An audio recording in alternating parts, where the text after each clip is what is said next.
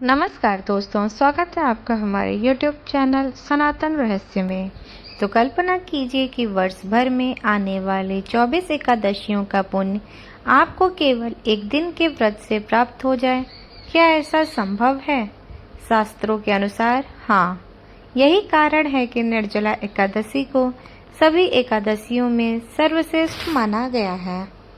कहा जाता है कि इस दिन बिना अन्न और बिना जल के उपवास रखकर भगवान विष्णु की पूजा करने वाला व्यक्ति अनगिनत पुण्य प्राप्त करता है। लेकिन क्या आप जानते हैं कि इस व्रत की शुरुआत कैसे हुई? भीमसेन का इससे क्या संबंध है और आखिर क्यों इसे इतना शक्तिशाली व्रत माना जाता है? तो आज के इस वीडियो में हम निर्जला एकादशी का इतिहास, इसकी पौराणिक कथा, नियम, महत्व और इससे जुड़े रहस्यों को विस्तार से जानेंगे। तो आइए सबसे पहले जानते हैं कि एकादशी क्या है। हिंदू पंचांग के अनुसार प्रत्येक महीने में 2 एकादशियां आती हैं, एक शुक्ल पक्ष में और दूसरी कृष्ण पक्ष में। इस प्रकार पूरे वर्ष में 24 एकादशियां होती हैं। सनातन धर्म में एकादशी को भगवान विष्णु का प्रिय दिन माना गया है। मान्यता है कि इस दिन व्रत और भक्ति करने से मनुष्य के पाप नष्ट होते हैं और आत्मा शुद्ध होती है। लेकिन हर व्यक्ति सभी एकादशियों का व्रत नहीं रख पाता। इसी समस्या का समाधान है निर्जला एकादशी। निर्जला एकादशी किसे कहते हैं? निर्जला शब्द का अर्थ है बिना जल के। इस व्रत में सूर्योदय से लेकर अगले दिन द्वादशी के पारण तक पानी तक ग्रहण नहीं किया जाता। यही कारण है कि इसे निर्जला एकादशी कहा जाता है। गर्मी के मौसम में पड़ने के कारण यह व्रत अत्यंत कठिन माना जाता है, लेकिन इसकी कठिनता ही इसे विशेष बनाती है। तो आइए अब सुनते हैं भीमसेन और निर्जला एकादशी की कथा। अब जानते हैं वह कथा जिसके कारण इस व्रत को भीमसेनी एकादशी भी कहा जाता है। महाभारत काल में पांडवों के सभी भाई और माता कुंती नियमित रूप से एकादशी का व्रत रखते थे, लेकिन भीमसेन का स्वभाव सबसे अलग था।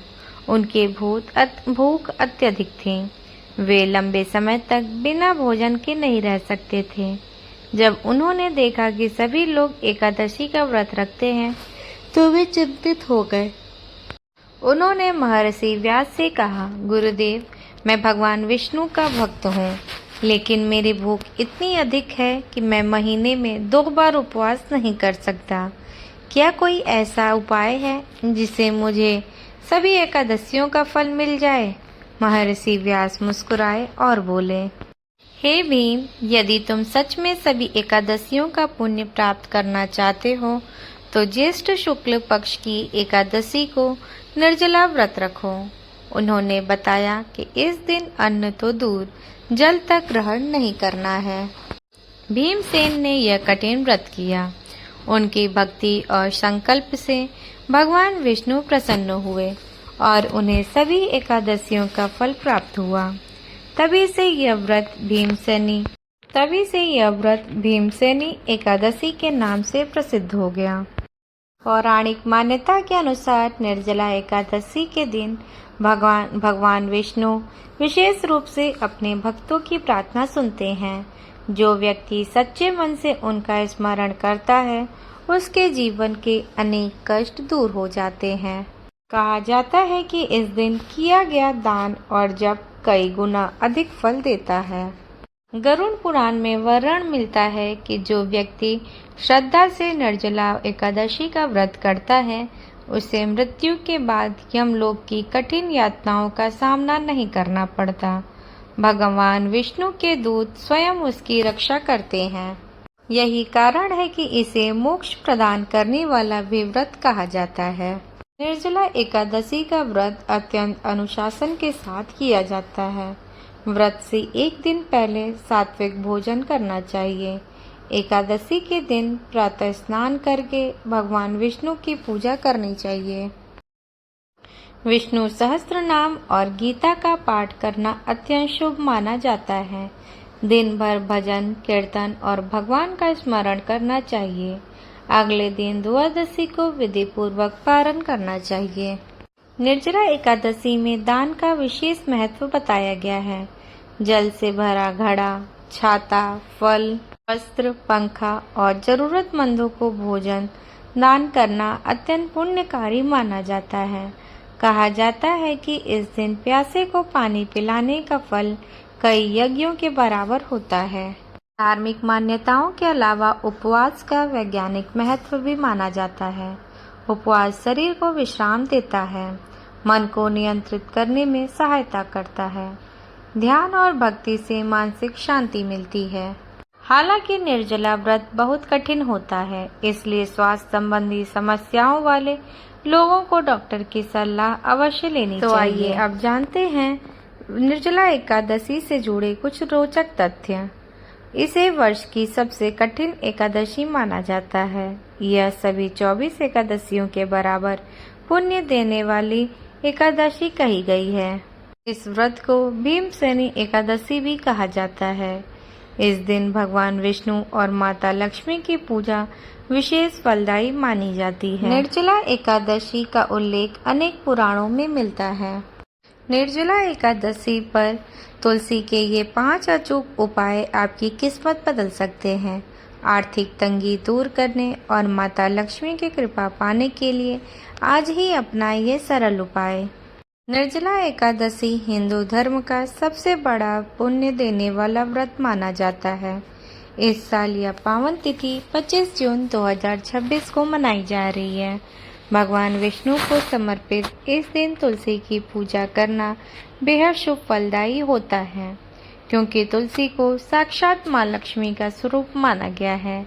अगर आप अपने जीवन में आर्थिक तंगी, मानसिक तनाव या नकारात्मकता से परेशान हैं, तो निर्जला एकादशी पर तुलसी के ये आसान उपाय आपके जीवन में अगर आप धन की कमी से जूझ रहे हैं तो एकादशी के दिन करें ये उपाय। एकादशी के दिन तुलसी के पौधे की जड़ की थोड़ी सी मिट्टी लें। इसे एक साफ लाल कपड़े में बांधकर अपनी तिजोरी या पैसे रखने वाली जगह पर रख दें। माना जाता है कि ऐसा करने से घर में बरकत होती है। शाम के समय तुलसी के पास शुद्ध देसी घी का दीपक जलाएं। दीपक जलाते समय ओम नमो भगवते वासुदेवाय मंत्र का मन ही मन जाप करें। इससे घर का वास्तु दोष दूर होता है। अगर घर में तुलसी का पौधा सूख गया है तो उसे बेकार समझकर न फेंकें। उसकी सूखी जड़ों को साफ करके एक लाल कपड़े में बांधकर इसे अपने घर के मुख्य दरवाजे मेन गेट पर टांग दें। यह उपाय करने से बुरी नज़र और नकारात्मक ऊर्जा को घर के अंदर आने से रोकता है। एकादशी के दिन तुलसी पर थोड़ा सा कच्चा दूध और जल अर्पित करें। यह माँ लक्ष्मी को प्रसन्न करने का सबसे आसान तरीका है। तो आइए अब जानते हैं कि एकादशी पर किन विशेष बातों पर ध्यान देना चाहिए। निर्जला एकादशी का व्रत बिना जल और अन्न के किया जाता है। अगर आप स्वास्थ्य के कारण व्रत नहीं रख पा रहे हैं तो भी सात्विक भोजन ही लें। इस दिन कुछ विशेष सावधानियां बरतनी चाहिए। एकादशी के दिन तुलसी के पत्ते बिल्कुल भी नहीं तोड़ने चाहिए। पूजा के लिए पत्ते एक दिन पहले ही तोड़कर रख लेना चाहिए। इस दिन घर में शांति बनाएं।